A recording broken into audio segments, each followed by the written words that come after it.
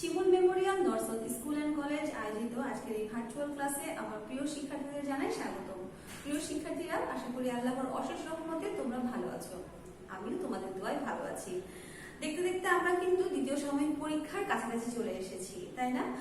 বাসায় আমরা অবশ্যই দ্বিতীয় সাময়িক পরীক্ষার জন্য প্রস্তুতি গ্রহণ করব এবং বর্তমানে আমরা যে করোনা পরিস্থিতি দিয়ে যাচ্ছি, এই পরিস্থিতি কিন্তু বেশি দিন থাকবে না। আর যতক্ষণ পর্যন্ত আমাদেরকে বাসায় থাকতে হচ্ছে, ধৈর্য ধারণ করতে হচ্ছে, ততক্ষণ পর্যন্ত কি আমরা বই খাতা বন্ধ রাখবো? তা না, আমরা বই খাতা বন্ধ রাখবো না। আমরা অবশ্যই পড়াশোনাগুলো চালিয়ে যাব। এর পাশাপাশি তোমাদের যে শখের কাজগুলো রয়েছে তাও তোমরা করবে। সুন্দর সুন্দর ছবি আঁকবে, কবিতা আবৃত্তি করবে, গান করবে। এতে তোমাদের মানসিক একটা সুস্থতা আসবে তোমাদের মনে, এবং সাথে সাথে তোমরা পুষ্টিকর খাবারগুলো খাবে, যাতে এই ভাইরাসের সাথে লড়াই করে আমরা জিতে যেতে পারি। প্রিয় শিক্ষার্থীরা, আজকে আমি তোমাদের সাথে আছি শিমুল মেমোরিয়াল নর্থ স্কুল অ্যান্ড কলেজের সহকারী শিক্ষক নাইলা মনির। আমরা আজকে বাংলা ক্লাসে একত্রিত হয়েছি। গত ক্লাসে আমরা সার্বিক আলোচনার অর্ধাংশ করেছিলাম। আজকে আমরা সার্বিক আলোচনার বাকি অংশটুকু করব। সার্বিক আলোচনা কেন বলছি? কারণ আমরা দ্বিতীয় সাময়িক পরীক্ষার কাছে চলে এসেছি। দ্বিতীয় সাময়িক পরীক্ষাতে বা দ্বিতীয় সাময়িকের সিলেবাসে বাংলার যে অংশগুলো রয়েছে, সেই অংশগুলো আমরা একত্রিত করে একসাথে কিন্তু সার্বিক আলোচনাতে ইনক্লুড করেছি। সার্বিক আলোচনার অর্ধেক অংশ গত ক্লাসে করেছি, আজকে বাকি অংশ। গত ক্লাসে আমরা কবিতা আবৃত্তি করেছিলাম এবং আজকেও আমরা আরো একটি কবিতা আবৃত্তি করব। আমাদের আজকে যে তোমাদের এবার যে দ্বিতীয় সাময়িক পরীক্ষা, দ্বিতীয় সাময়িক পরীক্ষায় দুটো কবিতা আছে, একটা হচ্ছে বাগবাকুম পায়রা, আরেকটি হচ্ছে মামার বাড়ি। গত ক্লাসে আমরা বাগবাকুম পায়রাটা করেছিলাম, আজকে আমরা মামার বাড়ি কবিতাটা আবৃত্তি করব। আসো আমার সাথে মামার বাড়ি কবিতাটি আবৃত্তি করো। মামার বাড়ি কে লিখেছে কবিতাটি? কবিতাটি লিখেছেন জসিমউদ্দিন। পল্লী কবি জসিমউদ্দিনের লেখা মামার বাড়ি কবিতাটি আসো আমরা একসাথে আবৃত্তি করি। আই ছেলেরা আই মেয়েরা ফুল তুলিতে যায়, ফুলের মালা গলায় দিয়ে মামার বাড়ি যায়। ঝড়ের দিনে মামার দেশে আম কুড়োতে সুর, পাকা জামের শাখায় উঠি রঙিন করি মুখ। প্রিয় শিক্ষার্থীরা, আশা করি এই কবিতাটি তোমাদের মুখস্থ হয়ে গেছে এবং তোমরা খুব মজা নিয়ে, আনন্দ নিয়ে আমার সাথে এই কবিতাটি আবৃত্তি করলে। বাসাতেও কিন্তু তোমরা বাবা মাকে এই কবিতাগুলো আবৃত্তি করে শোনাবে। চলো আসো, আজকে এখন তোমরা শীট হাতে নাও এবং এই যে আমাদের শীটে আছে 1 নম্বরে যে মামার বাড়ি কবিতাটি লেখা, আসো আমরা একসাথে লিখি। 1 নম্বরে আছে যথাযথ বিরাম চিহ্ন ব্যবহার করে কবিতা ও কবির নাম সহ মামার বাড়ি কবিতাটি সম্পূর্ণ মুখস্থ লিখি। শিক্ষার্থীরা, কবিতাটির সম্পূর্ণ অংশই কিন্তু আমরা আবৃত্তি করলাম। আমরা কবিতাটির শেষ 4 লাইন মুখস্থ লিখব। আমাদের শীটে আছে কবিতাটির শেষ 4 লাইন মুখস্থ লিখুন। তাহলে কবি এবং কবিতার নাম আমরা এখানে লিখব। তোমরা জানো যে কোথায় লিখতে হয়, এবং বাকি 4 লাইন আমরা এখানে শেষ 4 লাইনটা লিখব। তো প্রথমে আমরা কবিতার নামটা লিখব। কবিতার নাম কি? মামার বাড়ি। তাহলে চলো মামার বাড়ি কথাটা লিখি। কবিতার নাম মামার বাড়ি। কে লিখেছেন? লিখেছেন কবি জসিমউদ্দিন। জসিমউদ্দিন বানানটা খুব ভালো করে দেখে নাও। বর্গীয় জ, দন্ত শয়ে দীর্ঘইকার ম, জসিম, এবার উদ্দিন একসাথে লিখতে হবে। রস্য দ এবং দ, নিচে একটা হসন্ত দিবা, আর দয়ের দীর্ঘই দিবা এবং দন্ত ন লিখবা। জসিমউদ্দিন। জসিমউদ্দিন, এই হসন্তটা খুব ভালো করে দিতে হবে তোমাদেরকে। হ্যাঁ, জসিমউদ্দিন, জসিমউদ্দিন, বারবারই এই বানানগুলো কিন্তু লিখতে হবে। আচ্ছা, এখন আমরা কবিতার শেষ 4 লাইন লিখব। শেষ 4 লাইনে কি ছিল বলতো? শেষ 4 লাইন শুরু হয়েছিল ঝড়ের দিনে মামার দেশে। ঝড়ের দিনে মামার দেশে। তাহলে আমরা শেষ 4 লাইনটা লেখা শুরু করি। ঝড়ের দিনে, ঝড়ের দিনে মামার দেশে, মামার দেশে, ঝড়ের দিনে মামার দেশে আম কুড়োতে সুখ। আম কুড়োতে সুখ আমরা পরে নিচে না লিখে দিব না, আমরা একটু সরে লিখবো, কারণ আমাদের বইয়ে যেভাবে আছে আম কুড়োতে আম কুড়োতে সুখ। পাকা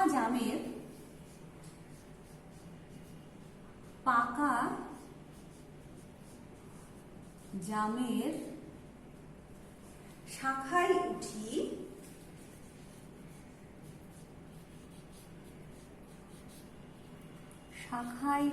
উঠি রঙিন করি মুখ।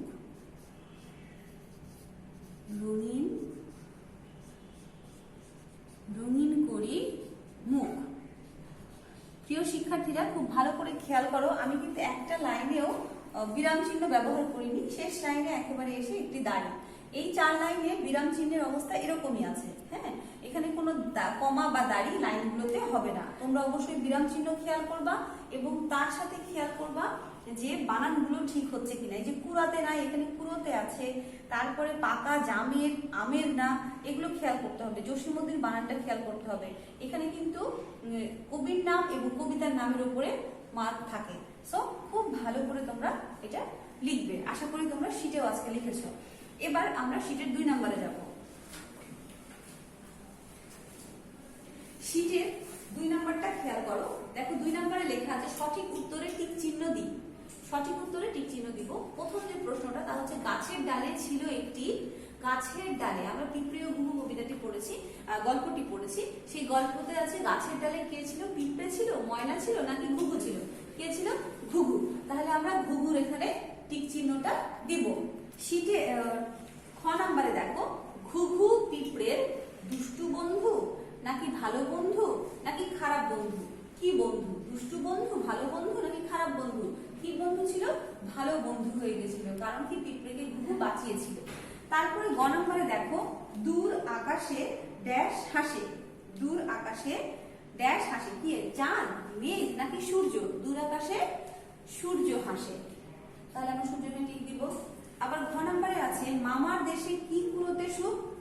আম, জাম নাকি ডাব? মামার দেশে, ঝড়ের দিনে মামার দেশে আম কুড়োতে সুখ। তাহলে আমরা আমে টিক দিব। ঠিক আছে? তাহলে প্রিয় শিক্ষার্থীদের 2 নম্বরটা আশা করি আমার সাথে তোমরা এই টিক চিহ্নটা দিতে পারলে। এখন চলো 3 নম্বরে যাই। প্রিয় শিক্ষার্থীরা, 3 নম্বরে দেখো লেখা আছে এলোমেলো বর্ণগুলো সাজিয়ে শব্দ তৈরি করি। এখানে শব্দ দেওয়া আছে কিন্তু এর বর্ণগুলো আছে এলোমেলো। আমাদেরকে এই বর্ণগুলো সাজিয়ে অর্থবোধক শব্দ তৈরি করতে হবে। হ্যাঁ, দেখো এখানে কি লেখা আছে। দেখো, এটা দেখেই বুঝতে পারছো তোমরা যে এখানে লেখা আছে আসলে হযরত, কিন্তু এখানে বর্ণগুলো এলোমেলো করে দেওয়া আছে। আমরা তাহলে সঠিকভাবে লিখি হযরত। হ অন্তস্থ জ, র আর ত, হযরত। পরে দেখো লেখা আছে কি, দেখো তো যদি ঠিক করে লিখি তাহলে কি হবে এখানে? বৈকাল। বয়ইকারে বই, কয় আকারে কা আর ল, বৈকাল। এখানে কি আছে দেখো, নবীজি। নবীজি, দন্ত ন, বয়রসিকারে বি, নবীজি। এখন আসো দেখো আরেকটি শব্দ এখানে লেখা আছে ময়ূর। ময়ূর, ম অন্তঃস্থয়ে দীর্ঘকার আর বয়শূন্য র, ময়ূর। তারপরে এখানে দেখো তো কি লেখা আছে। হ্যাঁ, ঠিক ধরতে পেরেছো। এখানে হচ্ছে আদর, সরেয়া দ বয়শূন্য র, আদর। এবং পরেরটাতে আছে ধনুক। ধনুক। প্রিয় শিক্ষার্থীরা, আশা করি এই এলোমেলো বর্ণগুলো সাজিয়ে তোমরা শব্দ তৈরি করতে পেরেছো। আসো শীটের 4 নম্বরে যাই। শীটের 4 নম্বরে আছে বিপরীত শব্দ লিখুন। এই শব্দগুলোর বিপরীত শব্দ লিখতে হবে। বিপরীত শব্দ আমরা কি লিখবো? দেখো, দেশ। দেশের বিপরীত শব্দ হচ্ছে বিদেশ। বিদেশ। ফুল। ফুলের বিপরীত শব্দ হলো ফল। ফুলের বিপরীত শব্দ ফল। উপর। উপরের বিপরীত শব্দ কি? নিচ। তারপরে কি? পাকা। পাকা, পাকার বিপরীত শব্দ কি হবে? কাঁচা। কাঁচা। কাঁচাতে একটা চন্দ্রবিন্দু দিতে হবে। আকাশ। আকাশের বিপরীত শব্দ হচ্ছে পাতাল। আকাশের বিপরীত শব্দ পাতাল। ভালো। ভালোর বিপরীত শব্দ হচ্ছে মন্দ। ভালোর বিপরীত শব্দ মন্দ। আচ্ছা, তাহলে আমরা একটু বিপরীত শব্দগুলো না আরো একবার পড়ে নিই। আসো, দেশ, বিদেশ, দেশ বিদেশ। ফুল ফল, ফুল ফল। উপর নিচ, উপর নিচ। পাকা কাঁচা, পাকা কাঁচা। আকাশ পাতাল, আকাশ পাতাল। ভালো মন্দ, ভালো মন্দ। আশা করি এই 4 নাম্বারটা তোমরা আমার সাথে লিখেছো এবং তোমাদের মুখস্থ হয়ে গেছে। আসো এবার দেখি শীটের 5 নাম্বারে কি লেখা আছে।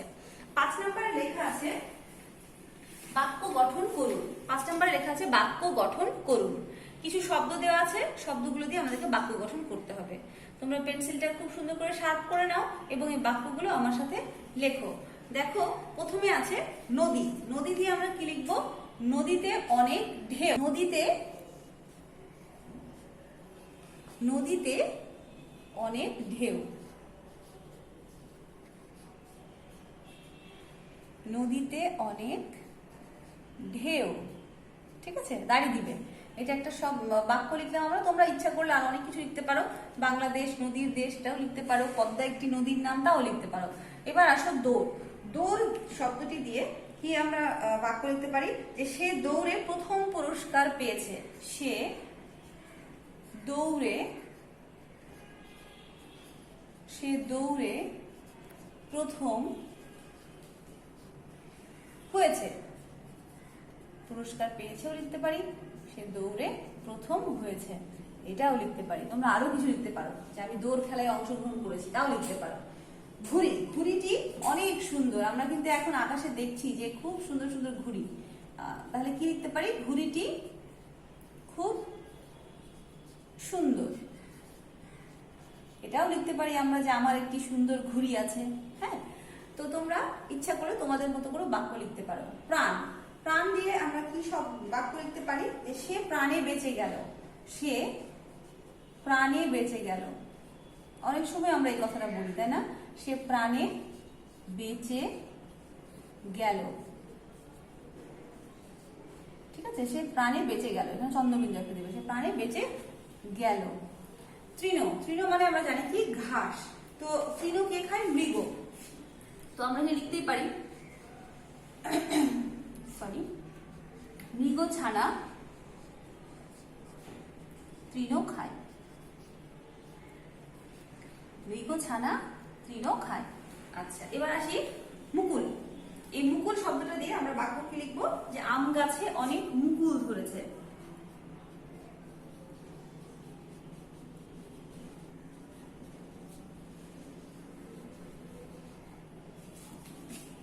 আম গাছে অনেক মুকুল ধরেছে। তোমাদের জায়গা না হলে তোমরা শীটের নিচে লিখবে এবং অবশ্যই দাড়ি চিহ্নটা দিবে। তাহলে প্রিয় শিক্ষার্থীরা, আমার সাথে তোমরা 5 নাম্বারটা কমপ্লিট করেছো। এখন দেখো শীটের 6 নাম্বারে কি লেখা আছে। 6 নাম্বারে আছে বাম অংশের সাথে ডান অংশ মিল করে বাক্য তৈরি করি।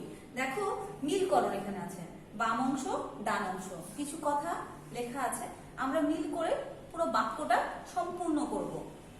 যেমন দেখো লেখা আছে পাখির বাসায়, পাখির বাসায়। এই পাখির বাসায় কথাটির সাথে কি মিল হয়? এই পিপাসা পেল তা কি মিল হয়? দুটি ছানা ছিল এটা মিল হয়, নাকি কাছেই এলো এটা মিল হয়? হ্যাঁ, ঠিক বলেছো, দুইটি ছানা ছিল এটা কিন্তু মিল হয়। তাহলে আমরা এখানে এই বাক্যটি পুরোটা লিখতে পারি। পাখির বাসায় দুইটি ছানা ছিল।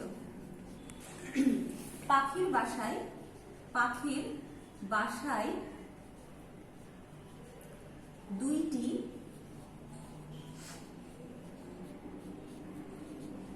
ছানা ছিল।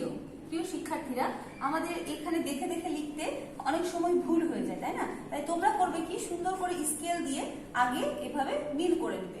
তাহলে পাখির বাসায় দুইটি ছানা ছিল, এটা আগে মিল করে নেবে এবং তারপরে এটা দেখে দেখে খুব সুন্দর করে এখানে তোমরা বাক্যটি লিখবে।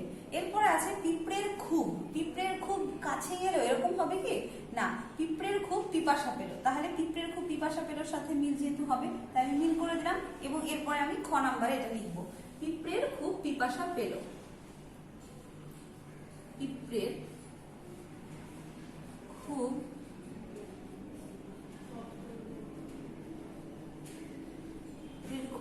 পিপাসা পেল। আচ্ছা, তাহলে বাকি থাকলো কি? মা পাখিটা। তাহলে মা পাখিটা কি হবে? মা পাখিটা কাছে এলো। ঠিক আছে, তাহলে তোমরা এখন গ নাম্বারে লিখবা মা পাখিটা কাছে এলো। মা পাখিটা কাছে এলো। মা পাখিটা কাছেই এলো। মা পাখিটা কাছেই এলো। ঠিক আছে, তাহলে আমরা দেখে নিব যে এখানে আমাদের রস্বই কারটা ছুটে যাচ্ছিল, এই রস্বই কারটা ছুটে গেল কিনা, আমরা এখানে এই যে লয়ে ওকারটা দিয়েছি কিনা, যা থাকবে আসলে এই নীলকরণে তাই কিন্তু আমাদের এখানে লিখতে হবে। তাই দেখে দেখে কখনো লিখতে গিয়ে তোমরা ভুল করবে না। আশা করি এটা যখন পরীক্ষায় দিবে তোমরা খুব ভালো করে পারবে। চলো এবার শীটের 7 নম্বরে যাই। প্রিয় শিক্ষার্থীরা, দেখো শীটের 7 নম্বরে আছে নিচের প্রশ্নগুলোর উত্তর লিখুন। নিচের প্রশ্নগুলোর উত্তর আমরা এখন লিখবো, আশা করি তোমরা আমার সাথে লিখবে। সৈকতে কি বসেছে? সৈকতে কি বসেছে বলো তো? সৈকতে মেলা বসেছে। সৈকতে মেলা বসেছে। সৈকতে মেলা বসেছে। আচ্ছা, খ নম্বরে আছে কাদের বাঁচাতে হবে? কাদের বাঁচাতে হবে? পাখির ছানা দুটিকে বাঁচাতে হবে। পাখির ছানা দুটিকে বাঁচাতে হবে। পাখির ছানা দুটিকে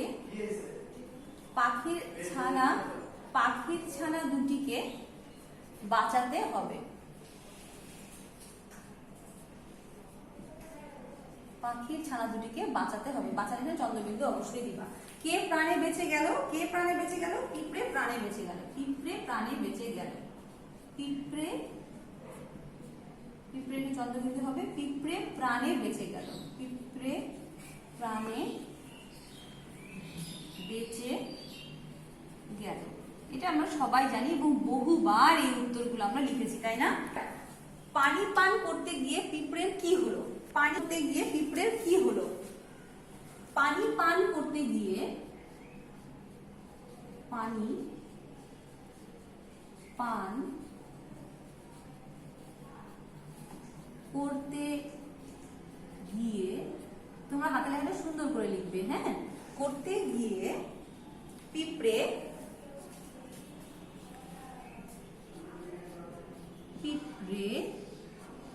কি হলো বলো তো? ওখানে তো ছিল নদী, নদীর তো ঢেউ ছিল, তাই না? নদীর ঢেউয়ের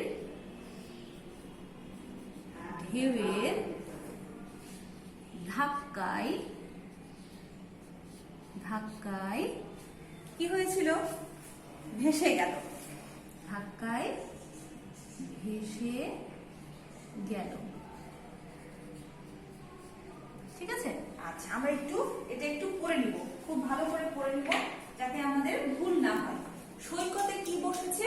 সৈকতে মেলা বসেছে। কাদের বাঁচাতে হবে? পাখির ছানা দুটিকে বাঁচাতে হবে। কে প্রাণে বেঁচে গেল?